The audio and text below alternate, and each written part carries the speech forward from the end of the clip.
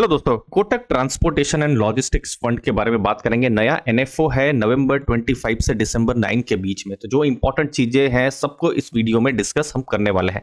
सबसे इंपॉर्टेंट चीज है ये थीमेटिक फंड है दोस्तों, जहां पर जो फंड मैनेजर है ट्रांसपोर्टेशन और लॉजिस्टिक थीम से जुड़ी जो कंपनियां हैं वहां पर इन्वेस्ट करने वाले हैं। फंड मैनेजर है मिस्टर नलिन भट्ट और जो बेंचमार्क है वो निफ्टी ट्रांसपोर्टेशन एंड लॉजिस्टिक्स है दोस्तों। अब बेंचमार्क पर हम थोड़ी देर के बाद और ज्यादा फोकस करने वाले हैं। अब जब ट्रांसपोर्टेशन की बात कर रहे हैं, इस थीम की बात कर रहे हैं, तो क्या चीजें आ सकती है, जैसे airports, airlines, railways, shipping, ports, automotive. Logistics पिछले कुछ सालों में बहुत ज्यादा अनऑर्गेनाइज से ऑर्गेनाइज्ड यहां पर शिफ्ट हुआ है।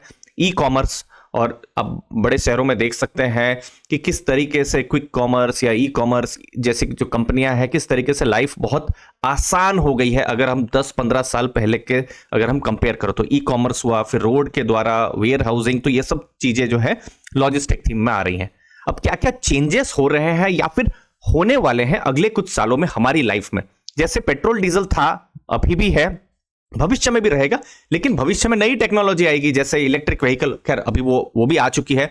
भविष्य में हाइड्रोजन रिलेटेड जो ऑटोमोबाइल से आपको देखने को मिलेंगे। ऑटो एंसिलरी को कास्टिंग, फोर्जिंग या प्रिसिशन इंजीनियरिंग जैसा माना जाता था। भविष्य में गीगा फैक्ट्रीज आएंगी और इन सब चीजों पर आज भी प्रेजेंट में काम हो भी रहा है। ट्रांसपोर्ट में रोड रेल्स तो है ही, ड्रोन्स पर भी अब बातें हो रही है। जो काम होने में महीनों लगते थे वो अब घंटों में या मिनटों में हो जा रहे हैं।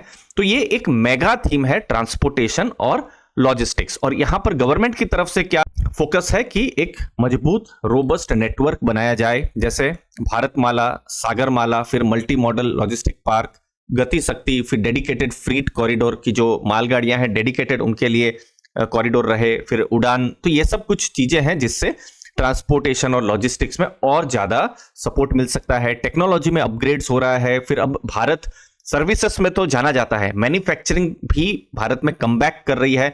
मैन्युफैक्चरिंग को ग्रो करना है तो जो लॉजिस्टिक्स, ट्रांसपोर्टेशन एक की चीज होगी उसका ग्रोथ करने में।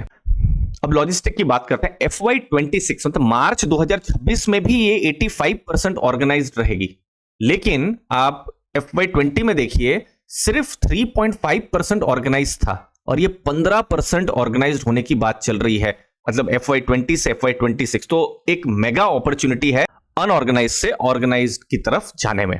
ठीक है, अब समझते हैं इस फंड में किस टाइप का थॉट प्रोसेस हो सकता है। तो उसके लिए Nifty transportation and logistics index को मैंने स्टडी किया और उस इंडेक्स में आप देख सकते हैं लगभग 70% जो कंपनीज हैं ऑटोमोबाइल, ऑटो कंपोनेंट्स जो सेक्टर है वहां से है, और फिर services, consumer services, capital goods से है। बट मोस्टली लगभग 70% ये इंडेक्स किससे बना हुआ है, ऑटोमोबाइल और ऑटो कंपोनेंट्स। अब यहां पर एक चीज ध्यान रखिएगा, ये इंडेक्स की मैं बात कर रहा हूं। फंड मैनेजर का थॉट प्रोसेस डिफरेंट हो सकता है, उनका पोर्टफोलियो डिफरेंट हो सकता है। यहां पर मैं इंडेक्स की बात कर रहा हूं। अब इस इंडेक्स को मैंने निफ्टी 500 के साथ कंपेयर किया। अब देखिए निफ्टी 500 एक ब्रॉड इंडेक्स है, ठीक है। उसमें banks, pharma, IT, power, metals, auto सब सेक्टर आ गए, ओके। और यहां पर निफ्टी ट्रांसपोर्टेशन एंड लॉजिस्टिक्स, जहां पर हमने ये 4 सेक्टर देखे थे, ओके। तो एक चीज समझना है, थीमेटिक फंड है तो यहां पर आपको जो एक्सपोजर मिलेगा यही 3-4 सेक्टर का मिलने वाला है। लेकिन निफ्टी 500 ब्रॉड बेस्ड इंडेक्स है। रिटर्न अगर हम 5 साल का देखें तो निफ्टी 500 का 19.47 है और इस इंडेक्स का ज्यादा है, लगभग 27% है। लेकिन एक इंटरेस्टिंग चीज हुई है, और पिछले बहुत सारे क्वार्टर्स के बाद इस क्वार्टर में हमने देखा है कि मार्केट थोड़ा गिरा भी है। इस क्वार्टर में अगर हम देखेंगे तो निफ्टी 500 गिरा तो है -6.3%, लेकिन ये इंडेक्स -11.9%, जो कि बहुत इंटरेस्टिंग बात भी बताता है कि ये इंडेक्स का स्टैंडर्ड डेविएशन ज्यादा होगा, वोलेटिलिटी यहां ज्यादा हो सकती है। स्टैंडर्ड डेविएशन देखिए 5 साल का 18.53 है, इंडेक्स का 21.9 है, मतलब वोलेटिलिटी यहां ज्यादा होगी। 1 ईयर में भी आप देख सकते हैं स्टैंडर्ड डेविएशन ज्यादा है, तो इंडेक्स में वोलेटिलिटी ज्यादा हो सकती है। जब बिल्कुल बुल मार्केट होगी, मान लीजिए ओनली ऑटो सेक्टर और जो ट्रांसपोर्टेशन लॉजिस्टिक्स थीम वाली जो कंपनियां हैं तो बहुत अच्छा करेगा। लेकिन अगर इस इंडेक्स का बहुत ज्यादा फोकस नहीं होगा तो डाउनसाइड भी ज्यादा हो सकता है, जो कि इन डेटा से पता चल रहा है दोस्तों। अब ये सिर्फ रेफरेंस के लिए नाम है, फंड मैनेजर का अगेन थॉट प्रोसेस डिफरेंट हो सकता है। तो इस इंडेक्स में कौन कौन सी मेन कंपनी है, जैसे Mahindra and Mahindra, Zomato, Tata motors, Maruti, Bajaj auto, Adani ports, InterGlobe aviation, Eicher, Hero Moto और टीवीएस मोटर्स। तो ये 10 कंपनियां हैं जो टॉप का 10 वेटेज जिनको दिया गया है। तो की चीज क्या एनालिसिस में पता चल रहा है कि इस इंडेक्स का वेट जो है ऑटोमोबाइल और ऑटो कंपनीज का है। फंड मैनेजर का थोड़ा अलग थॉट प्रोसेस बिल्कुल हो सकता है, लेकिन आप निफ्टी 500 का देखेंगे तो ऑटो रिलेटेड जो इंडेक्स है वो 7% का वेटेज के आसपास है। तो इसका मतलब क्या है, निफ्टी 500 क्योंकि ब्रॉड बेस्ड इंडेक्स है, तो कोई सेक्टर अगर अच्छा करता है मान लीजिए तो बढ़ेगा, लेकिन ठीक ठाक बढ़ेगा। लेकिन कोई सेक्टर मान लीजिए ऑटो सेक्टर बहुत अच्छा करता है और आपने इस इंडेक्स में इन्वेस्ट किया है, तो फिर निफ्टी अगर बढ़ा तो ये इंडेक्स और ज्यादा बढ़ सकता है। लेकिन अगर उल्टा भी हुआ तो निफ्टी हो सकता है कम नीचे जाए, ये इंडेक्स ज्यादा नीचे जा सकता है, जो कि हमने 5 साल का डेटा और Q2D जो डेटा है उसमें देखा हुआ है। तो की पॉइंट क्या है, वोलेटिलिटी ज्यादा हो सकती है, स्टैंडर्ड डेविएशन इस इंडेक्स में ज्यादा हो सकता है। दूसरी चीज, कोटक म्यूचुअल फंड है, फंड हाउस बड़ा है, टॉप के फंड हाउस में जाना जाता है, तो फंड हाउस रिलेटेड जो रिस्क है, कंसर्न्स है, वो बिल्कुल कम है, ना के बराबर है दोस्तों। लॉन्ग टर्म फोकस जरूरी है और ये इक्विटी फंड्स में बिल्कुल होना चाहिए, थीमेटिक फंड में और ज्यादा आपको थॉट प्रोसेस रखना है दोस्तों। एक्सपीरियंस इन्वेस्टर ही इसमें फर्दर स्टडी कर सकते हैं दोस्तों। तो थीमेटिक फंड है, तो थीमेटिक फंड में क्या होगा, कुछ सेक्टर्स एक्सक्लूडेड रहेंगे, और क्यों बहुत सारे, जैसे financials, FMCG, oil and gas, health care, metals, और भी बहुत सारे सेक्टर्स नहीं रहेंगे। और जो हमने डेटा में देखा, मोस्टली इस सेक्टर में auto sector, capital goods, services, ये सब कुछ सेक्टर ही हमको देखने को मिल रहा है दोस्तों। तो अब आपको अपने पोर्टफोलियो की किस तरीके से तैयारी करती है, तो देखिए जनरली किसी भी इन्वेस्टर का पोर्टफोलियो का ऐसा मान सकते हैं 2 पार्ट होता है। पहला पार्ट होता है जिसे कोर पार्ट कहा जाता है। अब कोर पार्ट में किस टाइप के फंड आते हैं, मान लीजिए large cap, flexi cap, multi cap, ये सब फंड्स आते हैं, ठीक है।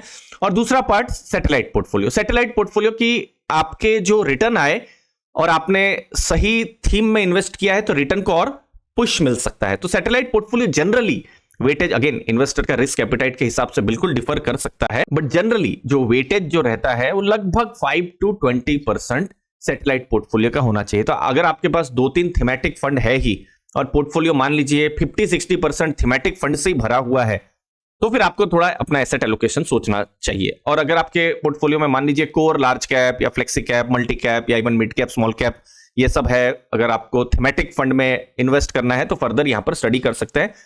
हाई रिस्क यहां पर होगा, तो आपका रिस्क एपिटाइट थोड़ा हाई रिस्क का यहां पर होना चाहिए, और थॉट प्रोसेस कम से कम 5 साल का तो होना ही चाहिए, लॉन्ग टर्म का आपको देखना है, और सैटेलाइट पार्ट के हिसाब से इस फंड को फर्दर स्टडी करना है, क्योंकि ओकेजनल वोलेटिलिटी यहां पर हो सकती है। लेकिन ये मेगा थीम है, मेगा थीम में जो कुछ कंपनियां कल बहुत अच्छा कर दे तो इन्वेस्टर्स को अच्छा एक्सपीरियंस भी मिल सकता है दोस्तों। मुझे उम्मीद है आपको वैल्यू मिली होगी। आपके कीमती समय के लिए बहुत बहुत धन्यवाद। लास्ट में दोस्तों, हम गोल बेस्ड इन्वेस्टिंग पर फोकस करते हैं और उसके लिए जरूरी है रेगुलर गाइडेंस दोस्तों। मेरा नाम दीपक है, मैं एमफी रजिस्टर्ड हूं, ये मेरा रजिस्ट्रेशन नंबर है, और मैं चार्टर्ड फाइनेंशियल गोल प्लानर भी हूं। मैं एक्स वेल्थ मैनेजर और बैंकर रह चुका हूं, और अभी और पास्ट में बहुत सारे क्लाइंट्स को मैंने मैनेज किया है और अभी भी कर रहा हूं। तो यहां पर हम एक कॉल को शेड्यूल कर सकते हैं जहां पर हम गोल बेस्ड इन्वेस्टिंग पर बात कर सकते हैं और आपके एसेट एलोकेशन पर बात कर सकते हैं। तो उसके लिए आप नीचे डिस्क्रिप्शन बॉक्स में गूगल फॉर्म की लिंक को देख सकते हैं। गूगल फॉर्म को आपको भरना है, मैं या मेरी टीम में से कोई आपको 3 दिन के अंदर कांटेक्ट करेगा और हम लोग कॉल को शेड्यूल कर सकते हैं दोस्तों, और आपके लिए एक स्मार्ट क्यूरेटेड प्लान पर हम फर्दर डिस्कशन कर सकते हैं। अब गोल क्या हो सकते हैं, जैसे रिटायरमेंट, वेल्थ क्रिएशन, एसडब्ल्यूपी के जरिए रेगुलर इनकम आती रहे, शॉर्ट टर्म गोल जैसे 2 साल के बाद कार खरीदना है, या फिर मीडियम टर्म गोल 5 साल के बाद घर खरीदना है। तो इन सब गोल को आप म्यूचुअल फंड्स के द्वारा पा सकते हैं। जो हमारे क्लाइंट्स हैं उनका रेगुलर पोर्टफोलियो रिव्यू भी हम करते हैं दोस्तों, जो कि बहुत जरूरी है, क्योंकि जब हमको गोल तक पहुंचना है, गोल की जर्नी 8 साल, 10 साल, 15 साल है, तो रेगुलर पोर्टफोलियो रिव्यू होना बहुत जरूरी है। वो हम करते रहते हैं दोस्तों। नेक्स्ट, एग्जीक्यूशन पर फोकस रहता है, रीबैलेंसिंग पर हमारा फोकस होता है दोस्तों। तो आप अपने गोल्स को स्मार्ट इन्वेस्टमेंट के साथ रीच कर सकते हैं। गूगल फॉर्म की लिंक मैंने दी हुई है डिस्क्रिप्शन बॉक्स में, और हम लोग डिस्कशन को प्लान कर सकते हैं। आपके कीमती समय के लिए दोस्तों बहुत बहुत धन्यवाद। थैंक यू दोस्तों।